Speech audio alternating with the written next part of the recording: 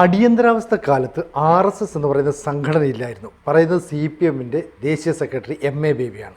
അപ്പോൾ അങ്ങനെ ബേബി പറയണമെങ്കിൽ ഈ അടിയന്തരാവസ്ഥയെക്കുറിച്ച് അദ്ദേഹത്തിന് വലിയ കാഴ്ചപ്പാടില്ല എന്നാണ് മനസ്സിലാക്കേണ്ടത്. അതായത് അടിയന്തരാവസ്ഥയെക്കുറിച്ചുള്ള ബേബിയുടെ പ്രസ്താവന, ഞാൻ ആ പ്രസ്താവന കണ്ടു. അടിയന്തരാവസ്ഥ വിരുദ്ധ പോരാട്ടങ്ങൾ RSS ഇല്ല എന്നാണ് അദ്ദേഹം പറഞ്ഞത്. അതിന് മറ്റേ ബേബിക്ക് ചരിത്രബോധമില്ല എന്ന് ഞാൻ പറയുന്നില്ല. കാരണം ബേബി നേരിട്ട് അടിയന്തരാവസ്ഥ കാലത്തുണ്ട്. അടിയന്തരാവസ്ഥ കാലത്ത് ഈ അടിയന്തരാവസ്ഥ സമരത്തിന് അട്ടിമറിക്കാൻ ശ്രമിച്ചതിൽ ഒരാളുടെ പേരാണ് MA ബേബി എന്നുള്ളത്. അതിന് ഞാൻ ചെറിയൊരു ഉദാഹരണം പറഞ്ഞാൽ, കേരളത്തിൽ അന്നൊരു അടിയന്തരാവസ്ഥ വിരുദ്ധ വിദ്യാർത്ഥി മുന്നണി ഉണ്ടാക്കി. അത് വിദ്യാർത്ഥി പരിഷത്ത്, SFI, അതേപോലെ തന്നെ പരിവർത്തനവാദി കോൺഗ്രസ് എല്ലാം കൂടി ചേർന്നുകൊണ്ട് ഉണ്ടാക്കിയതാണ്. അതിൻ്റെ മുഖ്യ സംഘാടകനായിട്ട് അന്ന് വരേണ്ടത് MA ബേബിയും അതേപോലെ തന്നെ തോമസ് ഐസക്കുമാണ്. അവരതിന് ശേഷം ഒന്നിച്ചു കൂടിയതിന് ശേഷം ഇതിൻ്റെ ചില ലീഫ്ലെറ്റ്സ് ഒക്കെ തയ്യാറാക്കാൻ വേണ്ടി തീരുമാനിച്ചു. ആ തീരുമാനിച്ചതിനകത്തുള്ളത് ഞാനിപ്പോൾ എൻ്റെ പുസ്തകത്തിനകത്ത് പറഞ്ഞിട്ടുണ്ട്. അടിയന്തരാവസ്ഥ രണ്ടാം സ്വാതന്ത്ര്യ സമരം എന്ന പുസ്തകത്തിനകത്ത് ഞാനത് പറഞ്ഞിട്ടുണ്ട്. ഇങ്ങനെ അവർ തീരുമാനിച്ച സമയത്ത് അവർ 2-3 ആളുകളെ ചുമതലപ്പെടുത്തി. അതിലൊന്ന് തോമസ് ഐസക്ക്, രണ്ടാമത് പരിവർത്തനവാദി കോൺഗ്രസിൻ്റെ പ്രസിഡൻ്റായിട്ടുള്ള ജോർജ്, മൂന്നാമത്തെ T സതീശൻ എന്ന് പറയുന്നത് AVPയുടെ പ്രവർത്തകൻ. ഇവർ 3 പേരും തീരുമാനിക്കുകയാണ്. അവർ അതെല്ലാം ഡ്രാഫ്റ്റ് ചെയ്തെല്ലാം തയ്യാറാക്കിയതിന് ശേഷം പിന്നത്തെ ആഴ്ചയാണ് ബേബി വരുന്നത്. ബേബി പറഞ്ഞു, അതായത് എനിക്ക് കേന്ദ്ര കമ്മിറ്റിയിൽ നിന്ന് അനുവാദം കിട്ടിയിട്ടില്ല. RSSുമായിട്ട് ചേർന്നുകൊണ്ട്, വിദ്യാർത്ഥി പരിഷത്തുമായിട്ട് ചേർന്നുകൊണ്ട് ഒരു തരത്തിൽപ്പെട്ട സമരങ്ങളും വേണ്ട എന്നാണ് കേന്ദ്ര കമ്മിറ്റിയുടെ തീരുമാനം. ആ തീരുമാനത്തിൻ്റെ അടിസ്ഥാനത്തിൽ ഞങ്ങൾ ഇതിനകത്തില്ലെന്നാണ് ഇവർ പറയുന്നത്. എന്ന് വെച്ചാൽ അടിയന്തരാവസ്ഥ വിരുദ്ധ വിദ്യാർത്ഥി മുന്നണിയുടെ സമരത്തിൽ തീരുമാനിച്ച സമരത്തിൽ നിന്ന് പിന്നോക്കം പോയത് അന്നത്തെ SFI നേതാവായിരിക്കുന്ന ശ്രീമാൻ MA ബേബിയാണ്. ബേബി തീരുമാനിക്കാൻ കാരണം അന്നത്തെ കമ്മ്യൂണിസ്റ്റ് പാർട്ടിയുടെ സെൻട്രൽ കമ്മിറ്റിയുടെ തീരുമാനത്തിൻ്റെ ഭാഗമായിട്ടാണ്. അത് അതിന് മാത്രമായിരുന്നില്ല. അന്ന് 1975 സെപ്റ്റംബർ മാസത്തിൽ കൽക്കട്ടയിൽ ചേർന്നിട്ടുള്ള യോഗമുണ്ട്. ആ സമ്മേളനത്തിനകത്ത് കമ്മ്യൂണിസ്റ്റ് പാർട്ടിയിലേക്ക് അപ്പോഴേക്ക് വലിയ യുദ്ധമായി. കമ്മ്യൂണിസ്റ്റ് പാർട്ടി അടിയന്തരാവസ്ഥ പ്രഖ്യാപിച്ചതോടുകൂടിയിട്ട് CPMൽ വലിയ മുഴുവൻ അടിയായിപ്പോയി. ആ സമയത്ത് അടിയനെ കുറിച്ചിട്ട് കൃത്യമായിട്ട് ബോധ്യപ്പെടുത്തുന്നത് കമ്മ്യൂണിസ്റ്റ് കേരളം എന്ന് പറഞ്ഞൊരു പുസ്തകമുണ്ട്. പിൽക്കാലത്ത് ദേശാഭിമാനിയുടെ എല്ലാം നേതാവിൻ്റെ പത്രപ്രവർത്തനായിരുന്ന K ബാലകൃഷ്ണൻ എഴുതിയിട്ടുള്ള പുസ്തകമാണ്. അതിനകത്ത് അദ്ദേഹം പറയുന്നുണ്ട്, സുന്ദരയെ രാജിവെക്കുന്നു പാർട്ടി ജനറൽ സെക്രട്ടറി സ്ഥാനം, പകരം EMSനെ ചുമതലെടുക്കുകയാണ്, ഏൽപ്പിക്കുകയാണ്. EMS അതിന് ശേഷം അവിടെ ചേർന്നൊരു യോഗത്തിൽ അതിനെക്കുറിച്ചിട്ട് K രാമൻപിള്ള അദ്ദേഹത്തിൻ്റെ അടിയന്തരാവസ്ഥയുടെ രേഖകളിൽ പറയുന്നുണ്ട്. ഇദ്ദേഹം അതിനെ സംബന്ധിക്കുന്ന ഒരു ലെറ്ററൊക്കെ തയ്യാറാക്കിയിട്ട് അന്നത്തെ പ്രധാനമന്ത്രി ഇന്ദിരാഗാന്ധിയെ കാണാൻ വേണ്ടി തീരുമാനിച്ചു. സാധാരണ ഒരു പ്രതിപക്ഷ നേതാവിന് അനുവാദം കൊടുക്കാറില്ല, പക്ഷേ EMSന് അനുവാദം കൊടുത്തു. EMS അവിടെ പോയിട്ട് ഇന്ദിരാഗാന്ധിയെ കണ്ടിട്ട് പറഞ്ഞത്, ഞങ്ങൾ വർഗീയതയ്ക്കെതിരാണ്, ഇന്ദിരാഗാന്ധി നടക്കുന്ന അടിയന്തരാവസ്ഥയ്ക്കെതിരില്ല എന്നുള്ളത് രേഖാമൂലം ഇന്ത്യൻ പ്രധാനമന്ത്രിക്ക് കത്തുകൊടുത്തത് CPMൻ്റെ അക്കാലത്ത് ജനറൽ സെക്രട്ടറിയുടെ ചുമതല വഹിച്ചിട്ടുള്ള EM ശങ്കരൻ നമ്പൂതിരിപ്പാടാണ്. ഇന്ന് മാത്രമല്ല, ബാലകൃഷ്ണൻ വേറൊന്നും കൂടി പറയുന്നുണ്ട്. ഈ പറയുന്ന EMS ജനറൽ സെക്രട്ടറിയായി. EMS ആയവരും രഹസ്യമായിട്ട് വയ്ക്കുകയാണ്.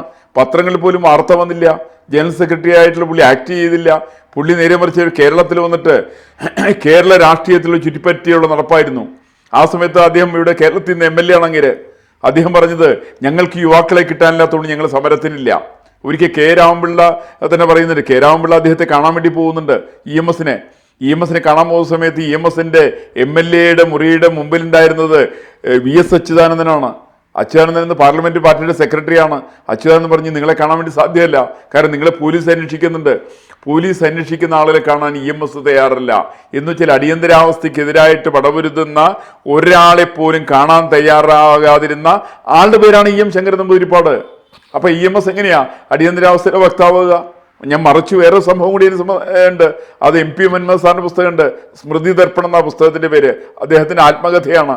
അതിനകത്ത് പറയുന്നുണ്ട്, ആദ്യകാലത്ത് 1975 ആദ്യവാരത്തിൽ തന്നെ ഇദ്ദേഹത്തെ അറസ്റ്റ് ചെയ്തു.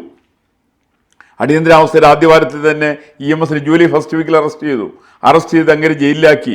കൂടെ ഇദ്ദേഹത്തിനും MP മുഹമ്മദ് സാറിനെ ഒരേ മുറിക്കകത്ത് ആണ് അടച്ചത്. ഈ സമയത്ത് വൈകുന്നേരത്തിനായപ്പോൾ കഞ്ഞിയും ചമ്മന്തിയെ കൊണ്ട് കൊടുത്തു. രണ്ടുപേരും അത് കഴിച്ചു. അതിനുശേഷം മൻമോഹൻ സാറ് സാധാരണ പതിവ് പോലെ താഴെ തന്നെ ആ ഒരു ജംകാളൊക്കെ കിട്ടിയ നാക്കം വിരിച്ചവിടെ കിടന്നു. EMS ഉറങ്ങാൻ സാധ്യതയില്ല. കാരണം നമ്പൂതിരിപ്പാടിന് ഈ തരത്തിൽപ്പെട്ട തറയിൽ കിടന്ന് യാതൊരു ശീലവുമില്ല. അദ്ദേഹം എന്താ വെച്ചിട്ടുണ്ടെങ്കിൽ ഉറങ്ങാതെ തന്നെ അവിടെ കാത്തിരുന്നു. ഒരു 12 മണിയായ സമയത്തേക്ക് MP മുഹമ്മദ് സാറെന്ന് എഴുന്നേറ്റ് നോക്കുന്ന സമയത്ത് EMS അങ്ങനെ ഇരിക്കുകയാണ് പാവം. EMS ആ സമയത്ത് മന്മോഹൻ സാറിനോട് പറഞ്ഞത് ഇത് നമുക്ക് പറ്റിയ പണിയല്ല, നമുക്ക് എ ക്ലാസ് തടവുകളാണ് വേണ്ടത്, ആ എ ക്ലാസ് കിട്ടണമെന്ന് ആവശ്യപ്പെട്ടുകൊണ്ട് നമുക്ക് നിരാഹാരം കിടന്നാലോ എന്ന് അർദ്ധരാത്രി 12 മണിക്ക് MP മന്മഥനോട് ചോദിക്കുന്ന EN ശങ്കരൻ നമ്പൂതിരിപ്പാടിനെ കുറിച്ച് സ്മൃതി ദർപ്പണം എന്ന് പറയുന്ന പുസ്തകത്തിനകത്ത് തൻ്റെ ആത്മകഥയിൽ MP മന്മഥൻ വ്യക്തമാക്കുന്നുണ്ട്. ഞാനത് പറയാനുള്ള കാരണം, കമ്മ്യൂണിസ്റ്റ് പാർട്ടി അങ്ങനെയാണ്. അത്തരത്തില് മാർക്സിസ്റ്റ് കമ്മ്യൂണിസ്റ്റ് പാർട്ടി അടിയന്തരാവസ്ഥയ്ക്കെതിരായിട്ടുള്ള ഒരു സമരത്തിലും ഇല്ല. ഇപ്പൊ കേരളത്തിൽ നിന്ന് മൊത്തം മിസപ്രകാരം അറസ്റ്റ് ചെയ്ത സംഖ്യ 253 പേരാണ്. അതിൽ 116 പേരും RSSുമായിട്ട് ബന്ധപ്പെട്ടവരാണ്. പിന്നെ സോഷ്യലിസ്റ്റുകാരുണ്ട്, നക്സലുകളുണ്ട്. കമ്മ്യൂണിസ്റ്റുകാരുടെ നമ്പർ എത്രയാണ്? കമ്മ്യൂണിസ്റ്റുകാരിൽ അറസ്റ്റ് ചെയ്യപ്പെട്ട ഭൂരിപക്ഷം പേരും 2.5 മാസം കഴിഞ്ഞ സമയത്ത് അവരൊക്കെ ഇറങ്ങി പുറത്തേക്ക് വന്നു. അവരെങ്ങനെ പുറത്തു വന്നു ഞാൻ പറയുന്നില്ല. പലരും പുറത്തേക്ക് വന്നു. ആ പുറത്തേക്ക് വന്നിട്ട് EMS വിടും. അന്ന് അവരെ AKG അവർ വിട്ടിരുന്നു, MM മേത്യുവിന് വിട്ടു, ലോറൻസിന്റെ അനുജൻ. ഈ തരത്തിൽപ്പെട്ട നിരവധി ആളുകളെ അന്ന് ജയിലിൽ നിന്ന് പുറത്തേക്ക് വിട്ടത് പ്രത്യേകമായ സാഹചര്യത്തിന്റെ അടിസ്ഥാനത്തിലാണ്. അതായത് സെപ്റ്റംബർ മാസത്തിൽ പിന്നെ ചേരാൻ പോകുന്ന സമ്മേളനത്തിന്റെ പേര് പറഞ്ഞുകൊണ്ടാണ് EMS അവിടെ നിന്ന് ഇറങ്ങിപ്പോരുന്നത്. പിന്നെ EMS ഒരിക്കലും ജയിലിൽ പോയിട്ടില്ല. EMS ഒരു സമരത്തിലും പങ്കെടുത്തിട്ടില്ല. EMS അടിയന്തരാവസ്ഥയ്ക്കെതിരായിട്ട് കാമാന്നുള്ള വാക്കുകൾ മിണ്ടിയിട്ടില്ല. ഇതൊന്നും ബേബി വാസ്തവത്തിൽ അറിഞ്ഞിട്ടുണ്ടാവില്ല. കാരണം MA ബേബിയെ സംബന്ധിച്ച് അദ്ദേഹം വിദ്യാർത്ഥി യൂണിയന്റെ നേതാവായിരുന്നു. വിദ്യാർത്ഥികൾ സമരത്തിലേക്ക് ഇറങ്ങിയിരുന്നു. പക്ഷേ യഥാർത്ഥമായിട്ട് സമരത്തിലേക്ക് ഇറങ്ങിയ പ്രസ്ഥാനം അഖില ഭാരതീയ വിദ്യാർത്ഥി പരിഷത്താണ്. ഇന്ന് മാത്രമല്ല, ഇപ്പം ഞാൻ വേറെന്ന് പറയട്ടെ, EMSും AKG തമ്മിലുള്ള വലിയ വ്യത്യാസമുണ്ട്. AKG സത്യസന്ധമായിട്ട് സമീപനം സ്വീകരിച്ച ആളാണ്. AKG അടിയന്തരാവസ്ഥയ്ക്കെതിരായിട്ട് ശക്തമായിട്ട് നിന്നിട്ടുള്ള ആളാണ്. 1975 ആഗസ്റ്റ് മാസത്തിലാണ് അദ്ദേഹത്തെ എറണാകുളത്ത് നിന്ന് അദ്ദേഹത്തെ അറസ്റ്റ് ചെയ്യുന്നത്. പക്ഷെ അദ്ദേഹത്തെ പോലീസ് മർദ്ദിച്ചില്ല. മർദ്ദിക്കാത്ത AKGയെ മർദ്ദിച്ചു എന്ന് പറഞ്ഞ് പുതിയ നറേഷൻ ക്രിയേറ്റ് ചെയ്തത് 1977 അടിയന്തരാവസ്ഥയ്ക്ക് ശേഷം കമ്മ്യൂണിസ്റ്റുകാരുണ്ടാക്കിയിട്ടുള്ള നറേഷനാണത്, ആഖ്യാനമാണത്. ഇത്തരം ചില കാപട്യങ്ങളാണ് അവർ ചെയ്തിട്ടുള്ളത്. മറിച്ച് AKG ചെയ്തത് അങ്ങനെയല്ല. AKG അതിനകത്ത് അടിയന്തരാവസ്ഥയ്ക്കെതിരായിട്ട് സമരം ചെയ്തു എന്ന് മാത്രമല്ല, അദ്ദേഹം ജയിലിലാകുണ്ടായിരുന്നു. നിരവധി പ്രാവശ്യം അദ്ദേഹം സമരം ചെയ്തു. അദ്ദേഹം ഇന്ത്യൻ പാർലമെന്റിൽ ഇന്ദിരാഗാന്ധിയെ സാക്ഷി നിർത്തിക്കൊണ്ട് അടിയന്തരാവസ്ഥയ്ക്കെതിരായിട്ട് ഗംഭീരമായിട്ടുള്ള അദ്ദേഹത്തിന്റെ പ്രസംഗം ഉണ്ടായിരുന്നു. ഈ പ്രസംഗം ദേശാഭിമാനി പബ്ലിഷ് ചെയ്തു. അന്ന് ബേബി പറയട്ടെ. ബേബിയുടെ ദിനപത്രത്തില് ഞാൻ MA ബേബി അടക്കമുള്ള ആളുകളോട് അദ്ദേഹം ഒരു ചലഞ്ചായിട്ട് സ്ഥാനം ഏറ്റെടുക്കട്ടെ. അദ്ദേഹത്തിന്റെ ദിനപത്രത്തിൽ ദേശാഭിമാനിയില് AKGയുടെ പ്രസംഗം കൊടുത്തിരുന്നില്ല, ഞാനത് വായിച്ചത് കുരുക്ഷേത്രത്തിൽ നിന്നാണ് എന്ന് പറഞ്ഞ് രേഖപ്പെടുത്തി വെച്ചത് കേരളം കണ്ട പ്രഗത്ഭനായ ഇടതുപക്ഷ ചരിത്രകാരനായിട്ടുള്ള VVK വാലത്താണ്. VVK വാലത്ത് പറഞ്ഞിട്ടുണ്ട്. കാരണം ഞാൻ AKGയുടെ പ്രസംഗമായി കേൾക്കണമെന്നുള്ള ആഗ്രഹം എനിക്കുണ്ടായിരുന്നു. അത് റേഡിയോയിൽ കൂടി കേൾക്കാൻ നിവൃത്തിയില്ല. കാരണം അന്നത്തെ പത്രമാരണ നിയമപ്രകാരം പത്രമാധ്യമങ്ങൾ ഇത് പ്രസിദ്ധീകരിച്ചുകൂടാ, റേഡിയോ ഇത് പ്രസിദ്ധീകരിച്ചുകൂടാ. അവരാകെ ചെയ്യാൻ സാധിക്കുന്നത് മന്ത്രിമാര് ഇവർക്ക് കൊടുക്കുന്ന ഉത്തരങ്ങൾ മാത്രമേ പത്രമാധ്യമങ്ങൾ കൂടി വരാൻ വേണ്ടി പാടുള്ളായിരുന്നു. അങ്ങനെയായിരുന്നു കേരളത്തിൽ, ഇന്ത്യയുടെ നിയമം അങ്ങനെയായിരുന്നു. ആ നിയമം അനുസരിക്കുക തന്നെയായിരുന്നു ലോകസഭയിലും ചെയ്തുകൊണ്ടിരുന്നത്. അതുകൊണ്ട് തന്നെ ഒരിക്കലും EMSന്റെ AKGയുടെ പ്രസംഗം വരാൻ വേണ്ടി സാധ്യമല്ല.